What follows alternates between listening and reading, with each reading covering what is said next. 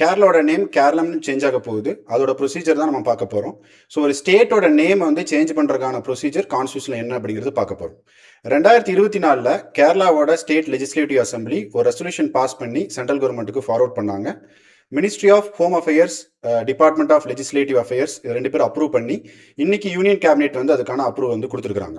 இப்போ president of India வந்து again கேரளாவோட state அசெம்பிளிக்கு அந்த பில்லை வந்து ஃபார்வர்ட் பண்ணுவாங்க ஃபார் சஜஷன்ஸ்க்காக. அந்த சஜஷன்ஸ் கேட்டுட்டு பிரசிடென்ட் ஆஃப் இந்தியா வந்து அந்த பில்லை வந்து பார்லிமெண்ட்டுக்கு ஃபார்வர்ட் பண்ண சொல்லுவாங்க. ஸோ போத் ஹவுஸ்ல பிளேஸ் பண்ண பிறகு first schedule of the Indian constitution, அதே மாதிரி part 1 of the Indian constitution, அதாவது ஆர்டிகல் 1ல இருந்து 4 வரைக்கும். ஸோ அதுதான் வந்து ஸ்டேட்டோட நேமை சேஞ்ச் பண்ண முடியும். ஸோ அதுலேயும் வந்து ஆர்டிகல் 3 தான் வந்து அதை வந்து பண்ண முடியும்.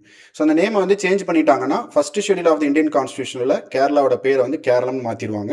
எப்படி மெட்ராஸ் தமிழ்நாடா மாறிச்சோ, ஒரிசா ஒடிசாவா மாறிச்சோ, இந்த வந்து கேரளா வந்து கேரளமா மாறிடும். ஸோ அதே மாதிரி அவங்க லாங்குவேஜ்லையும் பேர் ஏதாவது மாற்றணும்னா அது 8th schedule of the Indian கான்ஸ்டியூஷனில் அவங்க சேஞ்ச் பண்ணிக்கலாம்.